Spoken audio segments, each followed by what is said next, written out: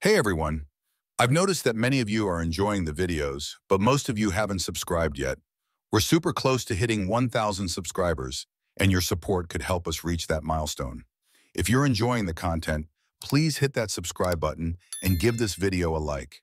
It really makes a huge difference and helps us keep creating more awesome content. Thank you so much for watching and supporting. I wasn't looking for it. It was just one of those things that gnaws at you quietly, so subtly you almost ignore it. I should have ignored it. It started with a glance, something small, insignificant, except that it stuck with me. Lisa had just come back from one of her late-night work events. She sat at the dining table, scrolling through her phone with that detached look she'd been wearing more often lately. I asked her how the evening went. She answered too quickly, her voice sharp, like she'd rehearsed the lines before walking through the door. Fine, just work stuff. It should have ended there, but I couldn't help noticing how her eyes never met mine when she said it. The next day, I was in the kitchen when her phone buzzed on the counter. Reflexively, I glanced at the screen. An unknown number, a simple text. Can't stop thinking about last night. I swallowed hard. My mouth went dry, and 1,000 thoughts swirled in my head. But before I could process it, Lisa appeared and snatched the phone up as if she hadn't noticed me standing right there. She didn't explain, just gave me a tight smile and left the room, phone clutched in her hand, her fingers wrapped around it like it was a lifeline. I stared at the spot where she'd stood for what felt like an hour. My stomach knotted, but I said nothing. I didn't want to jump to conclusions. I told myself it was probably a misunderstanding. One of those texts meant for someone else. That happens, right? Still, something inside me shifted. The following weeks passed in a blur, but the unease stayed. Lisa was working late more often, her excuses feeling thinner each time. We've got a big project launch. Corporate's in town, and they need all hands on deck. She didn't know I'd heard those same reasons 2 months ago.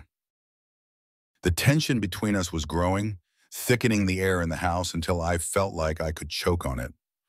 It wasn't just Lisa. Our lawyer Henry had been around more often lately too. A friend of the family, he'd said, offering to help with some estate planning after Lisa's father passed last year. But lately, Henry had become a fixture. And it wasn't in a friendly way, no. He had this habit of giving me these smug, knowing looks, like he knew something I didn't.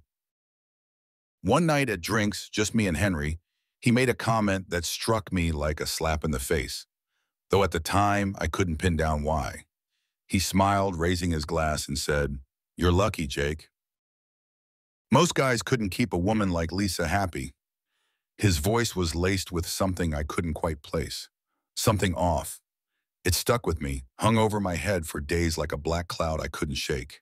At home, Lisa grew more distant, her laughter strained when she even bothered to laugh.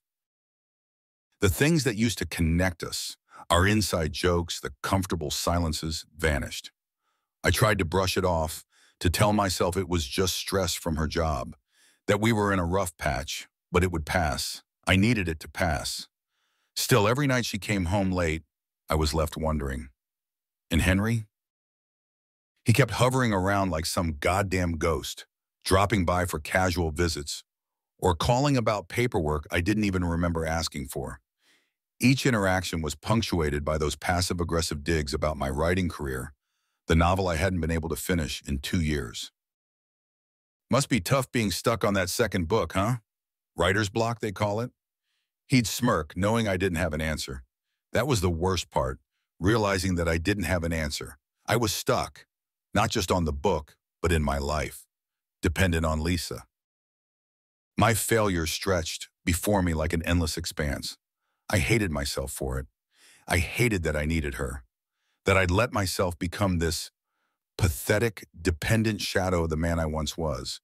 I had no leverage anymore, no control over my own life, and that killed me. It was a quiet death, a slow suffocation that I tried to ignore it. I really did. I told myself it was just the stress of work, the stress of life. But that nagging feeling, the itch at the back of my mind, kept me up at night. Conversations with Lisa felt more like rehearsals. Every question I asked her seemed to lead to the same flat answers. She'd give me this half-hearted smile, something she probably thought would pacify me, and then go back to tapping away at her phone or disappearing into her home office. I started keeping track. At first, it was small things.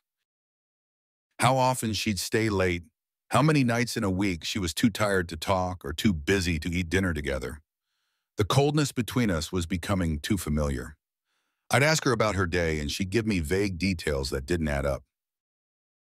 Her stories about work started to contradict each other.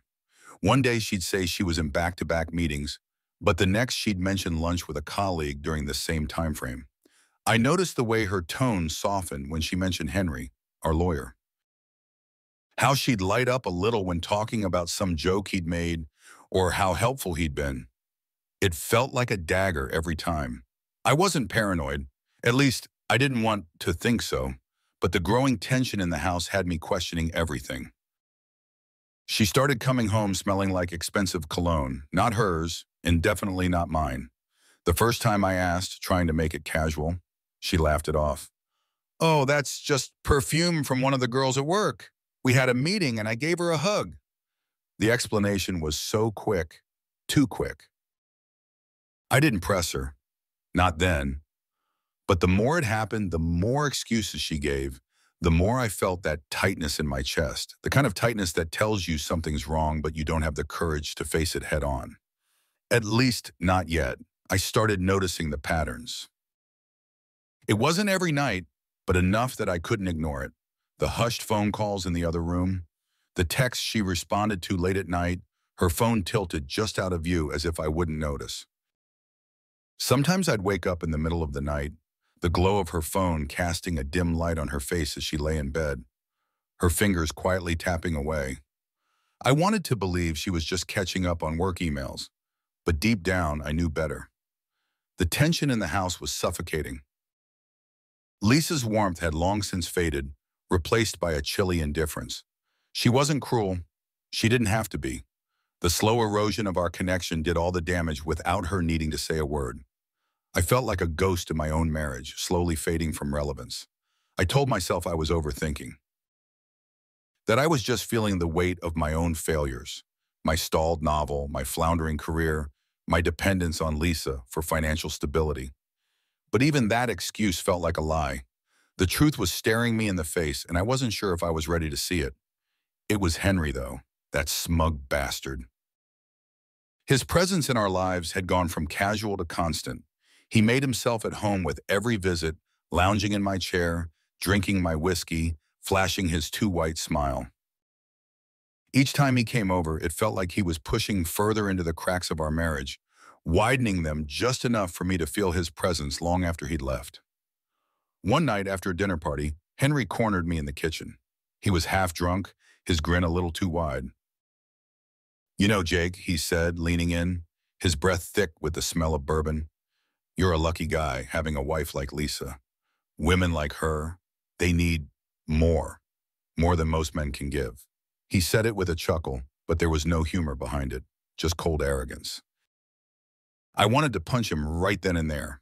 I wanted to wipe that smug look off his face, but I didn't. I just stared at him, wondering if he knew.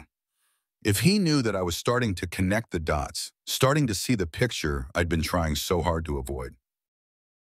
He patted me on the shoulder before heading back to the dining room, leaving me there, gripping the edge of the kitchen counter, my knuckles white. I wasn't ready to confront her. Not yet. I needed proof.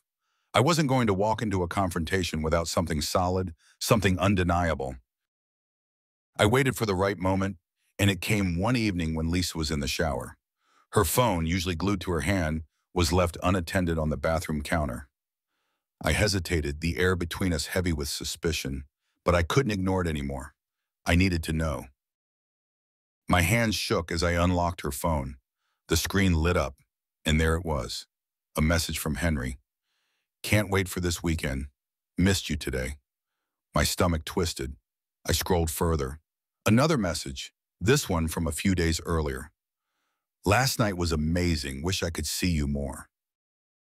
The words blurred in front of my eyes.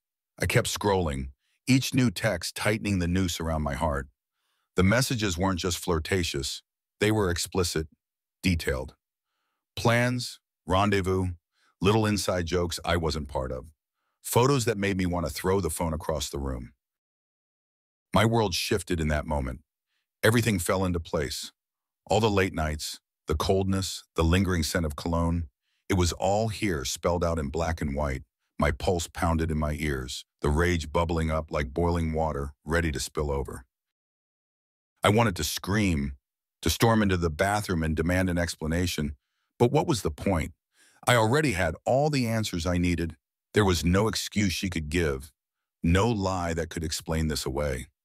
I dropped the phone on the bed, my hands trembling. The betrayal washed over me in waves, first shock, then hurt, and finally anger. It settled in my chest like a weight, suffocating me, pressing down with each breath I tried to take. I sat there for a long time, staring at the phone, replaying the messages in my head. The details, the photos, the words, I could see them together in my mind. Henry's smug face, Lisa's soft laughter, her smile reserved for him. I was nothing more than an obstacle to them, something to get around, to deceive, to lie to. The realization hit me like a freight train.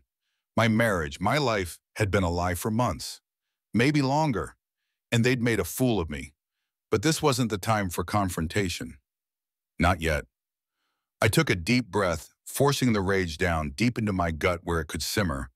I couldn't let it control me. Not now. I needed to think. I needed to plan. Because if there was one thing I was sure of, it was this. They were going to pay. The days that followed were a blur. I kept my distance, careful not to let on that I knew. I watched her more closely now, studying every move, every word. She was careful. I'll give her that. She didn't leave any more obvious signs, didn't give me any more ammunition. But I didn't need it. I had everything I needed already. I replayed our conversations in my head, dissecting them for hidden meanings, for the moments when she'd lied to my face and I'd believed her. It made me sick, thinking about how blind I'd been.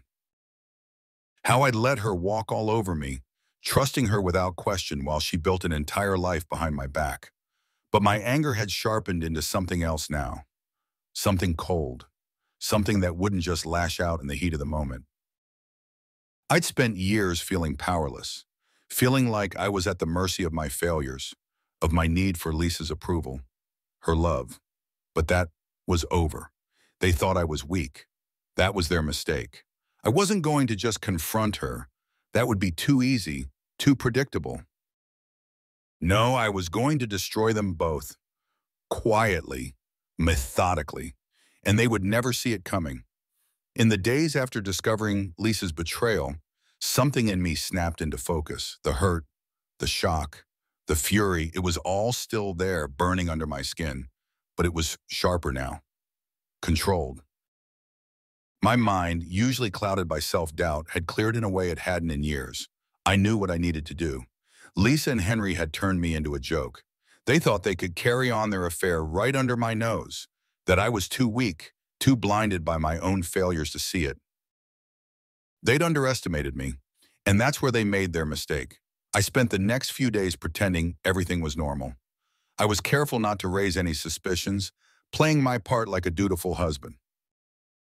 I acted like I didn't notice Lisa's late nights, her hushed phone calls, or the way she avoided eye contact at the dinner table. My responses were measured, my reactions subdued. She had no idea that the man sitting across from her had already crossed the line into something far colder, far more dangerous than anger. It wasn't enough to expose their affair. That would be too simple, too quick. No, I needed to hit them where it hurt. Lisa valued status above all else. She prided herself on her career, the image she cultivated, the power she thought she wielded. And Henry? He built his entire life around his career as a high-powered lawyer, a man with influence, a man who got what he wanted. They'd both bet their lives on their ability to control their surroundings, manipulate people like me. But they'd forgotten every system has its cracks, and I was about to rip theirs apart. The first step was collecting evidence. I'd already seen enough on Lisa's phone to know the full extent of the affair, but that wasn't what I needed. I needed something bigger, something that would ensure they couldn't just walk away from this. Henry wasn't just a cheating husband. He was crooked, reckless in a way that made him vulnerable. I remembered little things, comments Henry had made when he was too drunk to keep up his polished act. Remarks about bending the law, exploiting loopholes, getting away with things most lawyers couldn't. He bragged about clients with off-the-books deals, about cutting corners that made him richer and more dangerous. It was all bluster at the time, or so I thought. Now I knew it was the key to everything. I started doing research. I spent hours digging into Henry's cases, combing through public records, news articles, and anything else I could get my hands on. The more I looked, the more I found. There were patterns, quiet settlements, mysterious clients who appeared and vanished, financial discrepancies that didn't add up. The deeper I went, the more I realized how sloppy he'd been. He wasn't just arrogant, he was careless. I needed something concrete, something that could take Henry down in a way that would leave him gasping for air. So I reached out to a contact, a guy I'd known since college, someone who'd worked his way into the IRS as an investigator. We weren't close, but we'd stayed in touch over the years. He owed me a favor. One night after Lisa had gone to bed, I sat in my office, the glow of my laptop casting shadows on the walls. I sent my contact a brief, cryptic email outlining what I'd found. Hypothetical situation, I started.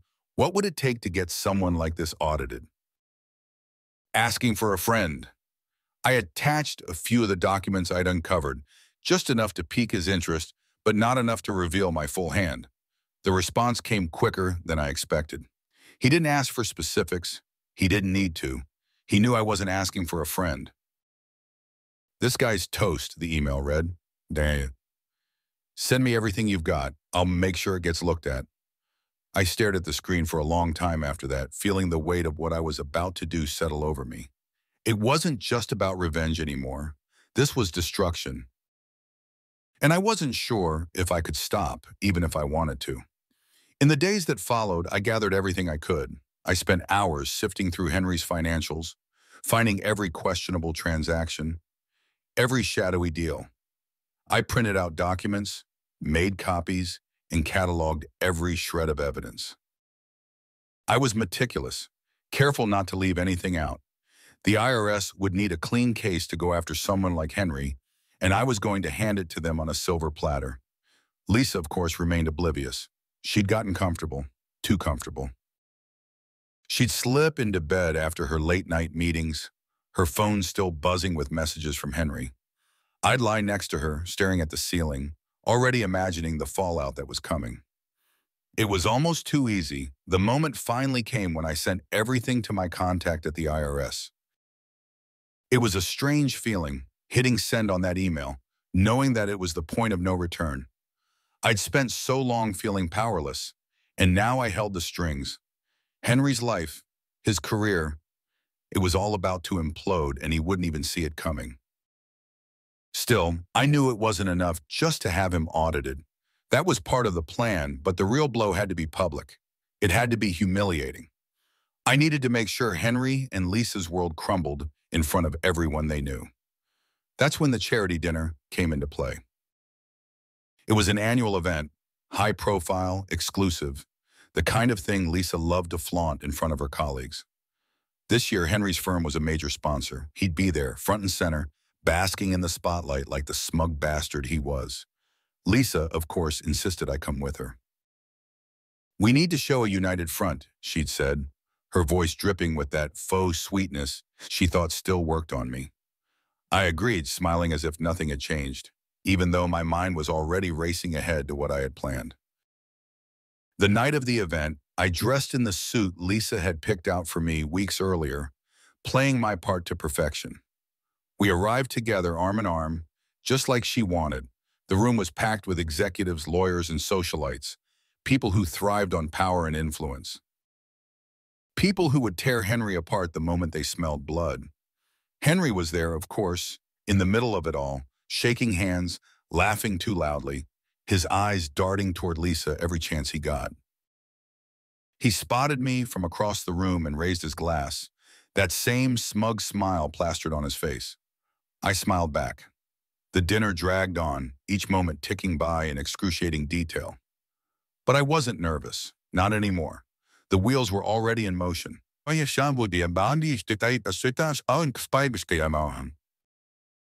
gotten a message from my contact earlier that day.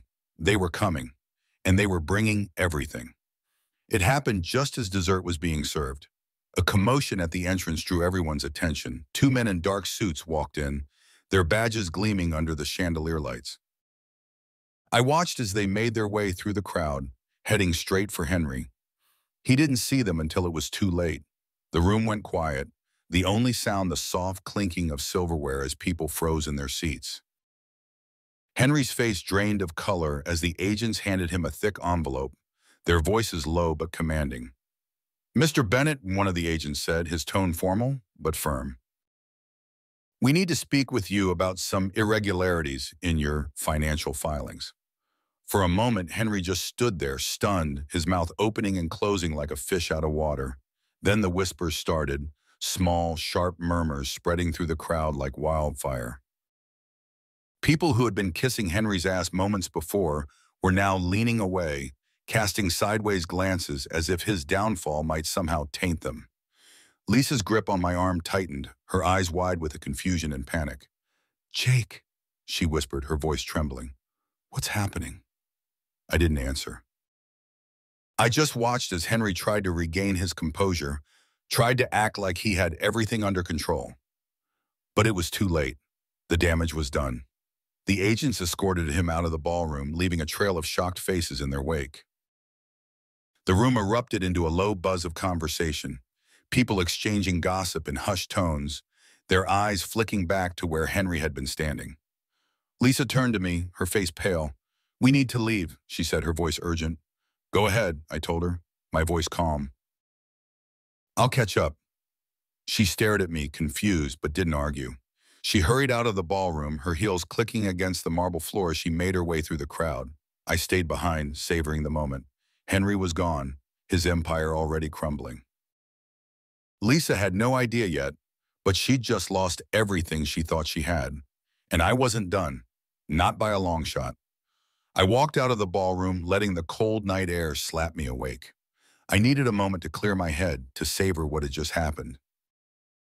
Henry was being ripped apart inside, his world crumbling under the weight of the IRS investigation. The first of many blows had landed. He was done, and by morning, his name would be poisoned in every corner of the city. Lisa stood by the valet, pacing in her heels, a mixture of panic and anger painted across her face.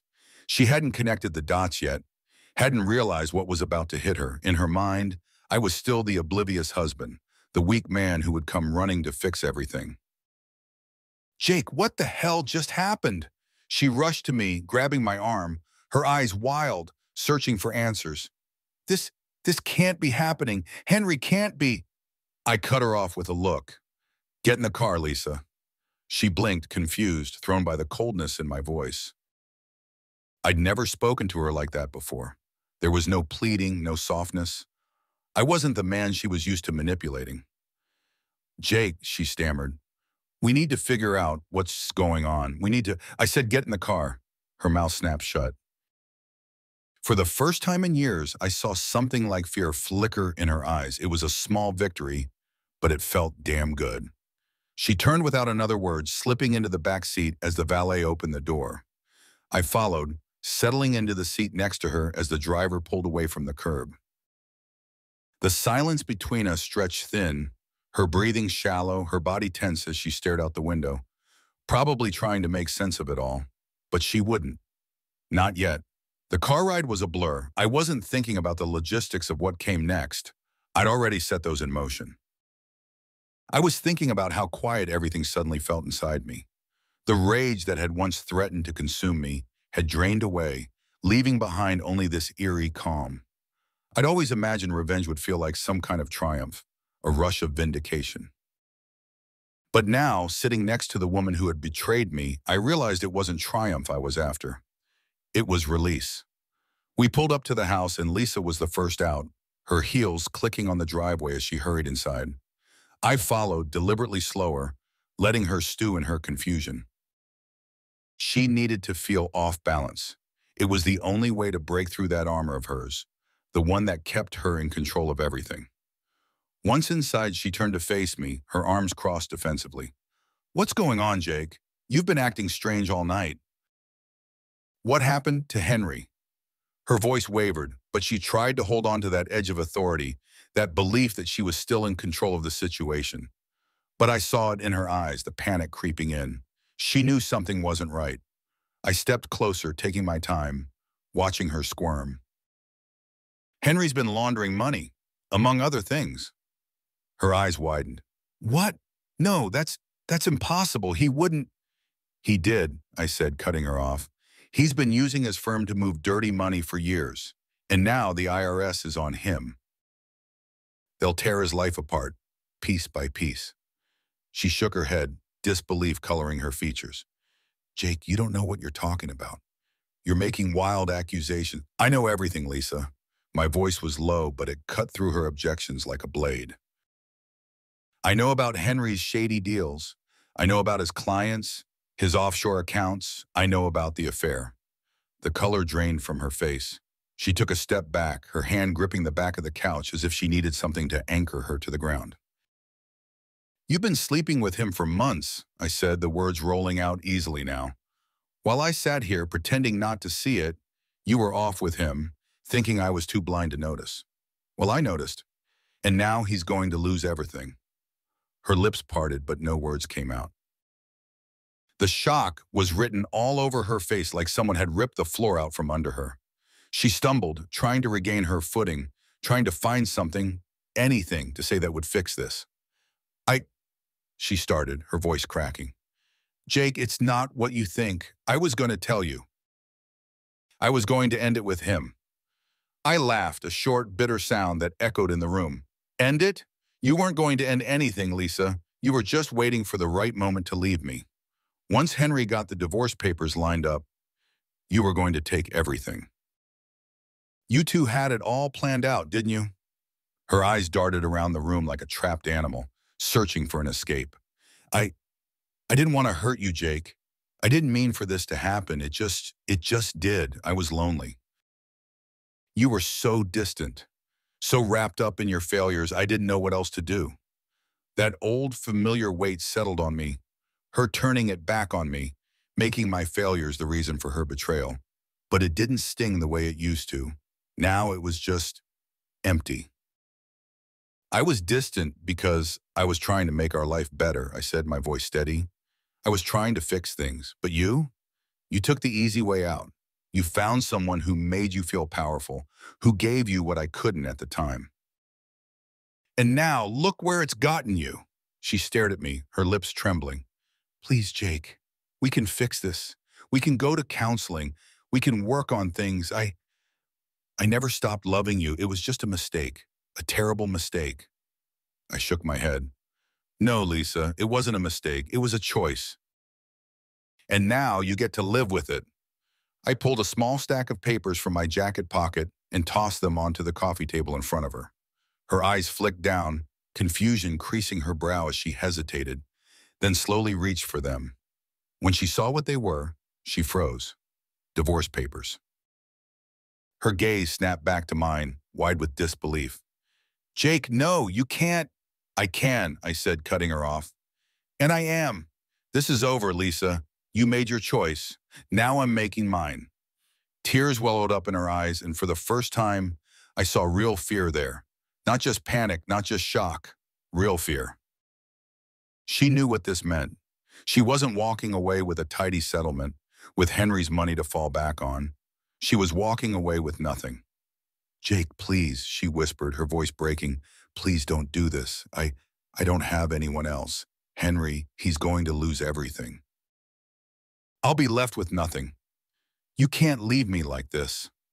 I stared at her, the woman I had once loved, the woman who had shattered my life without a second thought. And in that moment, I realized something. I didn't hate her, not anymore. I felt nothing. Just a hollow sense of finality, like the last chapter of a long, painful book had finally been written.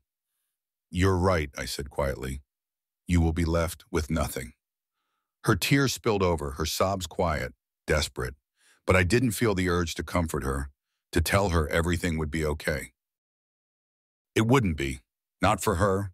Not anymore. I turned and walked out of the room, the sound of her crying fading behind me. Upstairs, I packed a bag with the essentials. Clothes, my laptop, a few things I couldn't leave behind. I wasn't staying here. Not tonight. Not ever again. As I zipped up the bag, I paused for a moment, glancing around the bedroom. This had been my life for years.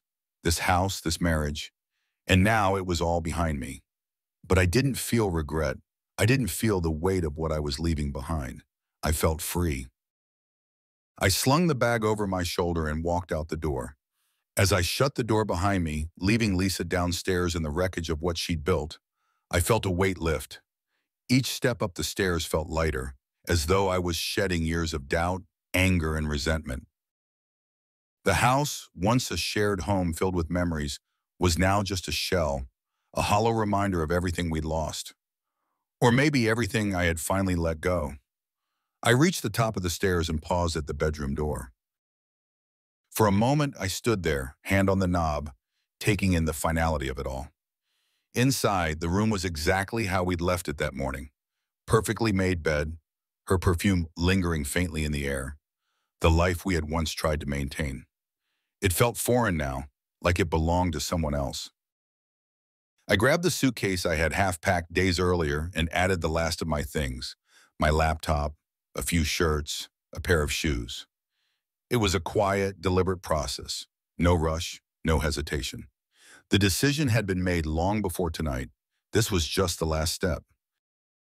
As I zipped the bag closed, a soft sound came from downstairs. Footsteps. Lisa was coming up. I waited, knowing what was coming. The confrontation. The moment where the facade would shatter completely, where she'd beg, cry, blame, anything to hold on to the remnants of control. But none of it would matter. It was over. She just didn't know it yet. The door creaked open and there she stood. Her face was pale, streaked with tears, her eyes swollen from crying. She looked smaller, more fragile than I'd ever seen her. There was no trace of the confident, sharp-tongued woman who could cut me down with a single look. Just a broken, desperate person who'd gambled and lost. "Jake," she whispered, her voice trembling, barely holding itself together. "Please, we need to talk." I said nothing. I didn't need to. She stepped into the room, her hands shaking as she wiped at her face. I know I've hurt you. I know I've made mistakes, but we can fix this. I can fix this." I leaned against the dresser, crossing my arms, watching her unravel. "You can't fix this, Lisa." Her eyes darted around the room as if searching for the right words, the magic combination that would undo everything, turn back time, make me forgive her. But there was nothing left to say. "It wasn't supposed to be like this," she said, her voice breaking. "I didn't mean for it to happen. I was lost. She hesitated, looking at me, the words catching in her throat. "You weren't there for me, Jake. You were so wrapped up in your failures, in your writing. I felt invisible. Henry, he made me feel alive again." The confession hung in the air between us, heavy and raw. I'd heard these excuses before, rehearsed in my head, anticipating what she'd say. But hearing them now from her own mouth didn't hurt like I thought it would. It was empty, hollow. "You're blaming me?" I asked, my voice calm but sharp. "You cheated because I was struggling? Because I wasn't meeting your expectations?" She flinched but held her ground. "No, I'm not saying it was your fault, but it wasn't just about Henry. It was about us. We were broken long before this. We stopped being a team. I was lonely, and you didn't seem to care." I almost laughed at the absurdity of it, the rewriting of history, the way she was already trying to frame herself as the victim of some mutual failure, as if her betrayal was a natural progression of our problems. "I was there, Lisa," I said, my voice steady. "I was always there. You were the one who checked out. You were the one who chose someone else."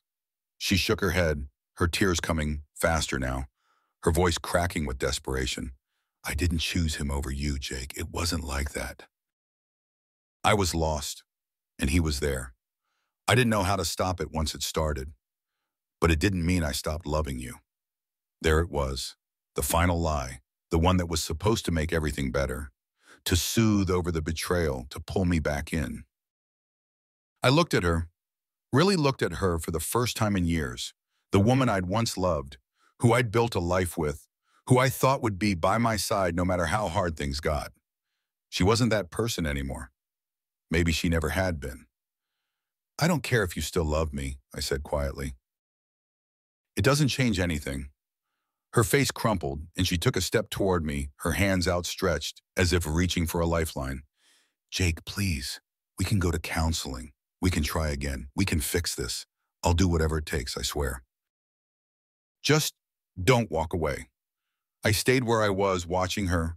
Her words, her pleas, her tears, they didn't move me. They didn't cut through the numbness that had settled over me. I had nothing left to give her. I already told you, I said, my voice flat. It's over. Her hands dropped to her sides, her shoulders sagging under the weight of the truth. She knew now. It wasn't a threat. It wasn't a game. It was real. I've already filed for divorce, I added. I left the papers on the table. Sign them whenever you're ready. Her breath hitched. A sob caught in her throat, and she collapsed into the chair by the bed, burying her face in her hands. Jake, I can't do this without you. I can't. She trailed off, her words dissolving into sobs, her whole body shaking with the force of it. It should have made me feel something. Pity, anger, sadness, but it didn't. All I felt was relief.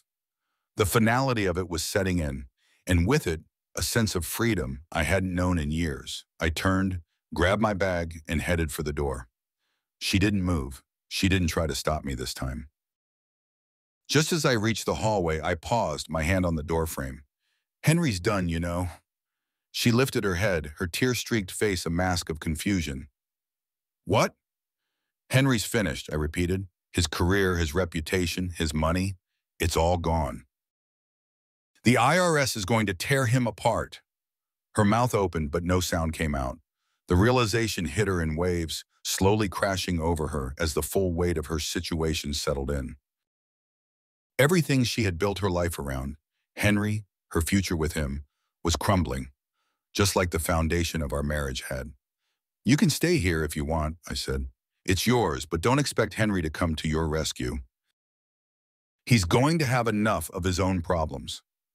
She stared at me, her eyes wide with shock, disbelief warring with the devastation in her expression. She knew I was telling the truth. It was over.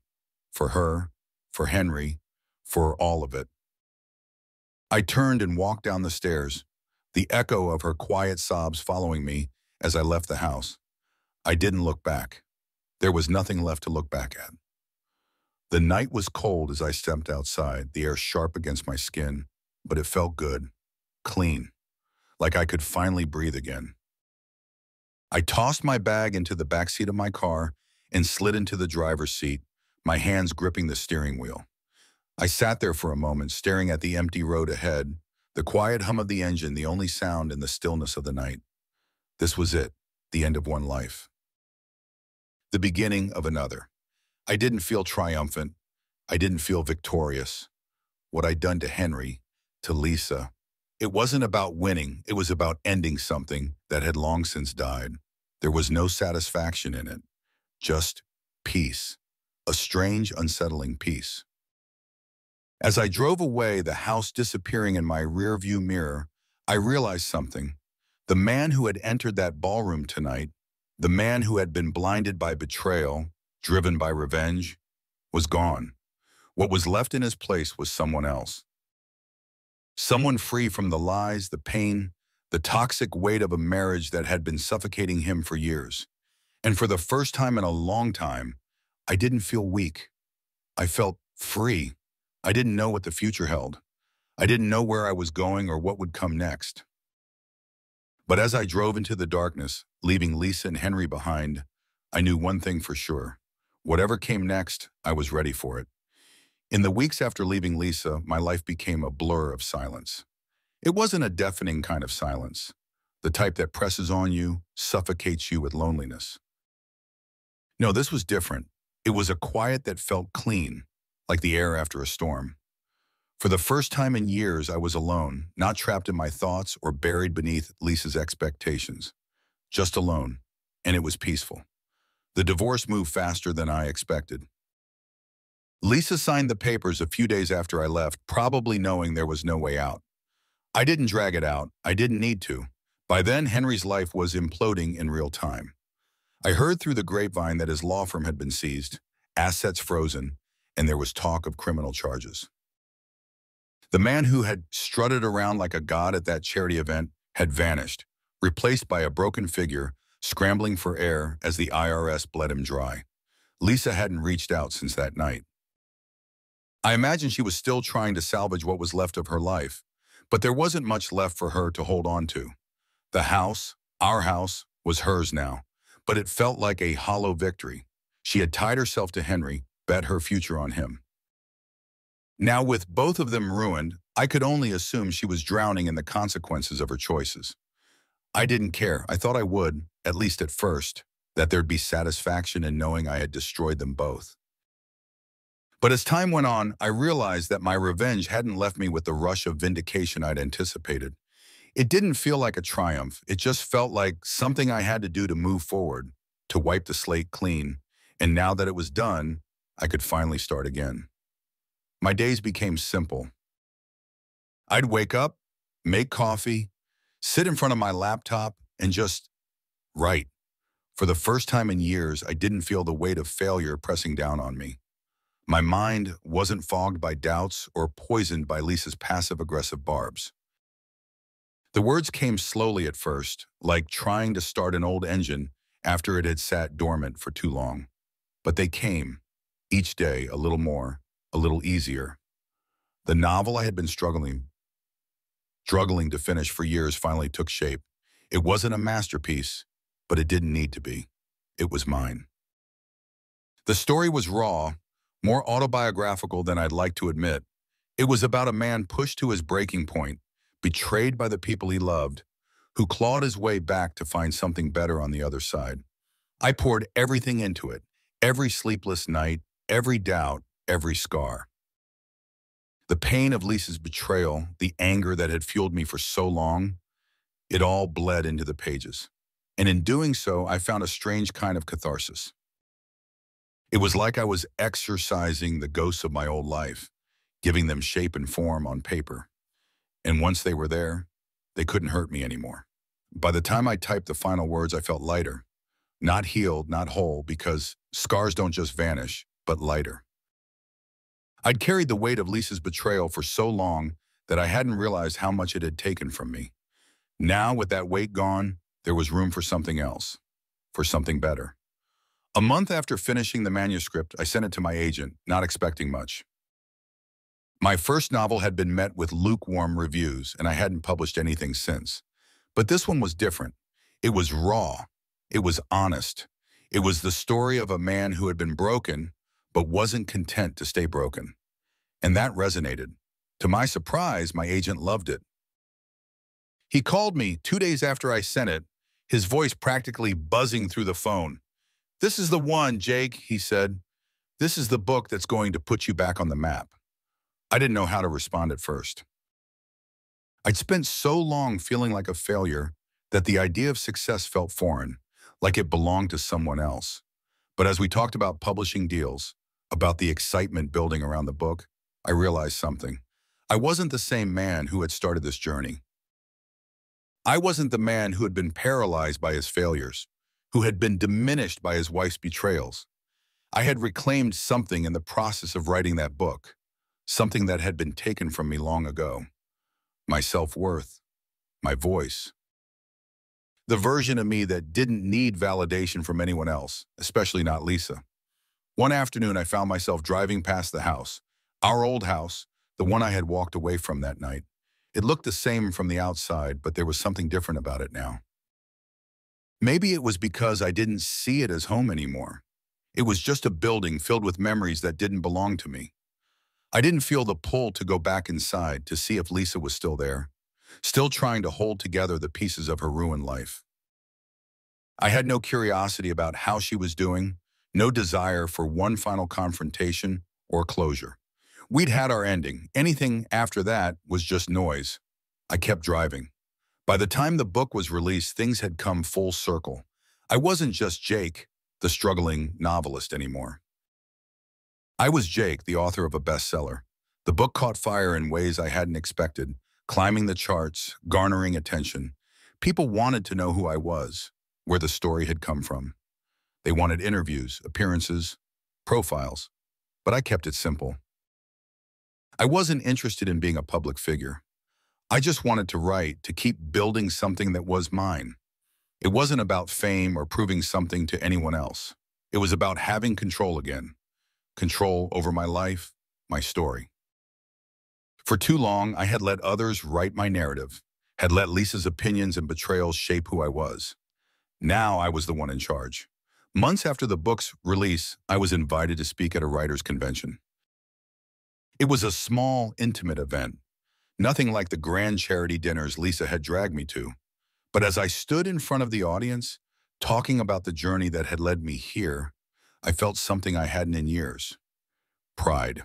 Not pride in the book's success, though that was part of it.